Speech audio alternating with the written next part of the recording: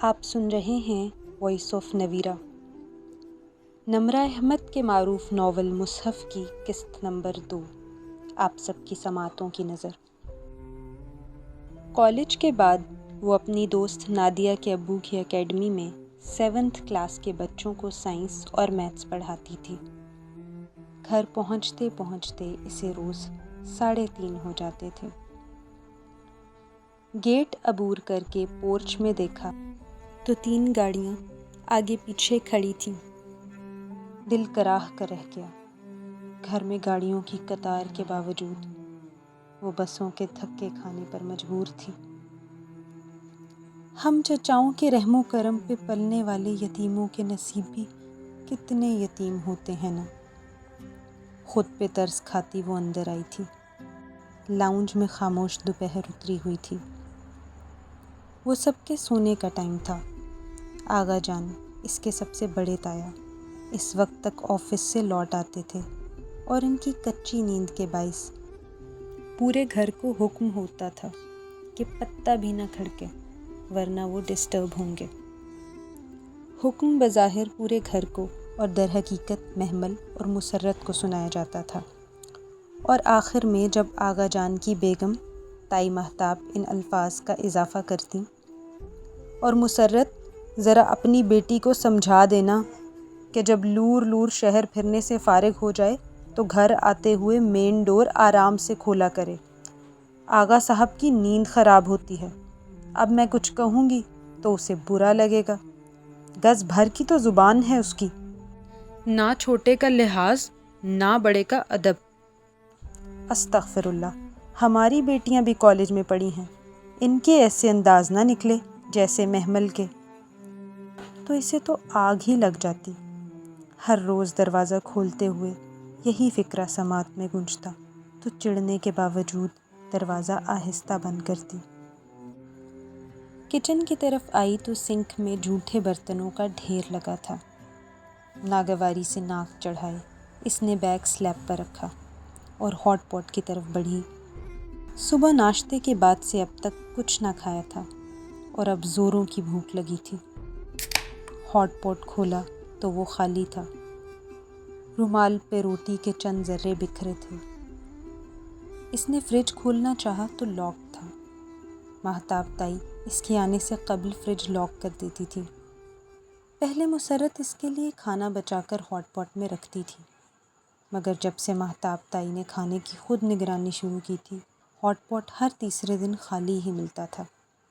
تکلیف سے اس کی آنکھوں میں آنسو آ گئے، لیکن پھر ضبط کر کے باہر نکلی اور آہستہ سے گیٹ عبور کر کے کالونی کے باہر نکڑ والے ہوٹل سے ایک نان اور ایک کباب لے آئی کہ اتنے ہی پیسے تھے۔ واپسی پہ پھر سے وہ پرانی محمل بن چکی تھی۔ لاؤنج کا دروازہ کھول کر دھڑام سے بند کیا۔ فرش پہ پڑے فٹ بال کو اٹھا کر پوری قوت سے دیوار پہ مارا اور صوفے پہ ٹانگ رکھ کر بیٹھی نان کباب کا لفافہ کھولنے لگی۔ لمحے بھر بعد ہی آغا جان کے کمرے کا دروازہ کھلا اور تنتناتی ہوئی تائی مہتاب باہر آئیں۔ محمل، وہ گرجیں تو اس نے آرام سے سر اٹھایا۔ کباب کھائیں گی تائی اماں؟ شٹ اپ، 1000 دفعہ کہا ہے کہ آرام سے دروازہ کھولا کرو، مگر تم… آہستہ بولیں تائی اماں، اس وقت آغا جان سو رہے ہوتے ہیں، اٹھ جائیں گے۔ وہ نان پہ کباب رکھ کے پاؤں جھلاتی بے نیازی سے کھا رہی تھی۔ تم احسان فراموش، تمہیں ذرا بھر بھی احساس ہے کہ آغا جان دن بھر کے تھکے… مگر وہ فکرہ مکمل ہونے سے قبل ہی اپنا نان کباب اٹھائے اپنے کمرے کی طرف جا چکی تھی۔ تائی مہتاب تلملاتی رہ گئیں۔ اندر مسرت آوازوں پر جاگ چکی تھی۔ کیا ہوا محمل؟ بھابھی بیگم کیوں ناراض ہو رہی ہیں؟ دماغ خراب ہے ان کا، پیدائشی مسئلہ ہے، آپ کو نہیں پتہ؟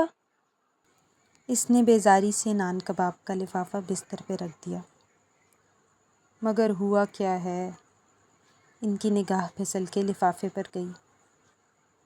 پھر باہر سے کھانا لائی ہو فریج میں، اور پھر خود ہی خاموش ہو گئیں۔ آپ کے لیے لائی ہوں، آپ نے کچھ کھایا؟ میں کھا چکی ہوں، یہ تم کھاؤ، مجھے معلوم ہے تم نے کچھ نہیں کھایا۔ وہ تھکاوٹ سے مسکرائیں تو محمل نے لمحہ بھر کو ماں کو دیکھا، سادہ گھسے ہوئے کاٹن کے جوڑے میں، سفید ہوئے بال اور جھریوں زدہ چہرے والی اس کی تھکی تھکی بے ضرر سی ماں، جو واقعی اس عالی شان کوٹھی کی مالکن ہوتے ہوئے بھی ملازمہ لگتی تھی۔ دل برا مت کرو محمل، اللہ کا نام لے کر کھا لو۔ مجھے تو غصہ آتا ہے ان لوگوں پہ اماں۔ باہر تائی ماہتاب کے بولنے کی آواز برابر آ رہی تھی۔ وہ اب شور کر کے جانے کس کس کو بتا رہی تھی۔ ناشکری مت کرو بیٹا، انہوں نے رہنے کے لیے ہمیں چھت دی ہے، سہارا دیا ہے، احسان نہیں کیا ہے۔ میرے باپ کا گھر ہے، اسے ابا نے ہمارے لیے بنایا تھا۔ یہ بزنس، یہ فیکٹریاں، یہ سب ابا نے خود بنایا تھا، سب کچھ ابا نے ہمارے نام کیا تھا۔ تمہارے ابا اب زندہ نہیں ہیں محمل، وہ اب کہیں بھی نہیں ہیں۔ وہ جیسے تھک کر کہہ رہی تھی اور وہ انہیں دیکھ کر رہ گئی، پھر سر جھٹک کر لفافہ اٹھایا۔ نان سخت ہو گیا تھا اور کباب ٹھنڈا۔ وہ بے دلی سے لقمے توڑنے لگی۔